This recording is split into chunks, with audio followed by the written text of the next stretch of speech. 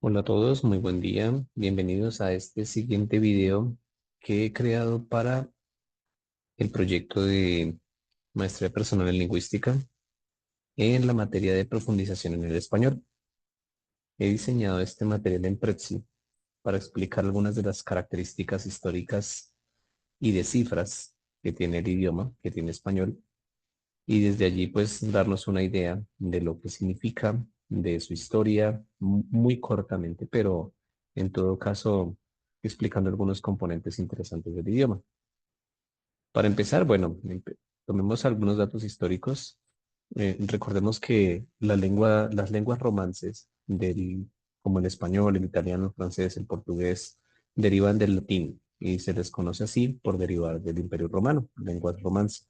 Tienen características similares por cuanto derivan del mismo latín. Entonces, declinaciones, casos, artículos son bastante parecidos por cuanto se refieren a un uso similar, ¿no? Bueno, parte de su historia empieza en el siglo II antes de Cristo. Roma denominó a estos territorios a la península ibérica como Hispania. Nosotros le conocemos como España, y es la península ibérica con muchos dialectos, muchos idiomas alrededor que empezaron a fusionarse con el latín. De allí derivaron los dialectos que conocemos hoy en la península ibérica y de hecho también algunos idiomas que se esparcieron luego alrededor por la misma península. Datos curiosos que incluso tenemos hoy en este idioma. Bueno, es el segundo idioma más hablado hoy en día. Proviene del latín como lengua romance, como ya lo he explicado, y contiene términos celtas. Tiene muchos términos celtas que no nos imaginamos, pero utilizamos en la cotidianidad del uso del idioma por el territorio sobre el que se empezó a hablar y sobre el que tuvo influencia el Imperio Romano. Además de de la influencia germánica, también hay palabras que se harían similares al alemán o que serían de influencia germánica, porque, pues, esto por cuanto los visigodos se apoderaron del territorio hasta el año 711 después de Cristo, y pues notamos son varios siglos de influencia. Entonces, hay muchos términos que fueron y vinieron en medio de confrontaciones, comercio, relaciones. Eso ayuda a construir el idioma y de hecho es este un espacio para que empecemos a ver cómo los idiomas no son precisamente una marca de independencia, sino en realidad una marca de interdependencia.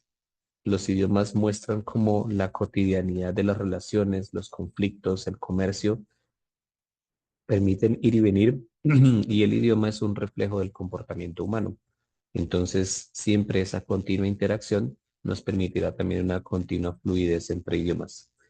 Después de eso, después del año 711 después de Cristo, el ejército musulmán tomó el territorio. Entonces, también vienen términos venidos del árabe que empezaron a interactuar en todo el territorio que hoy conocemos como España. La distribución geográfica actual contiene varios dialectos que están unidos o, bueno, que están interactuando constantemente. La interacción es fluida, es constante por lo mismo que comento. El comercio, las relaciones, la interacción constante, los procesos políticos, demográficos, etcétera, permiten que los términos vayan y vengan, pero con una lengua con una lengua general y podríamos considerar la lengua general el español mismo. Entonces, el español influye a los otros dialectos, a todos los que surjan a su alrededor.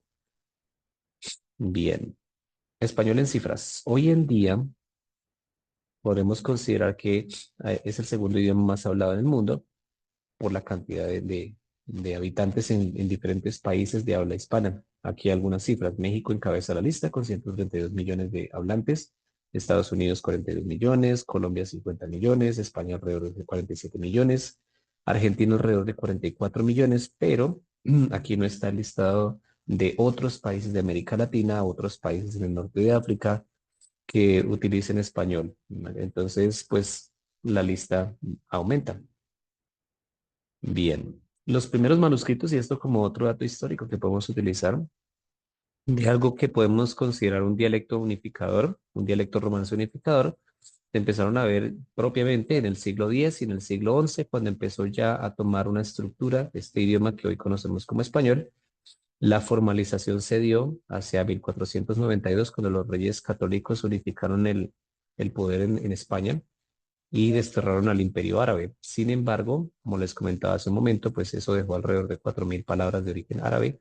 Hoy en día uno de los arabismos más comunes en español es, por ejemplo, sofá. Un sofá, un sillón grande, es un arabismo, entre otros, ¿no? La mayoría de términos que empiezan por al en nuestro idioma, en el español, son de origen árabe. En 1991, la creación del Instituto Cervantes y formalización última del idioma. Bien, son datos bastante cortos, sin embargo, este es un resumen de las actividades que se han desarrollado y que continúan en la página principal del proyecto. El proyecto se llama Proyecto de Educación Autónoma Maestría en Lingüística 2020 y espero les guste, espero sus comentarios. A todos, muchas gracias.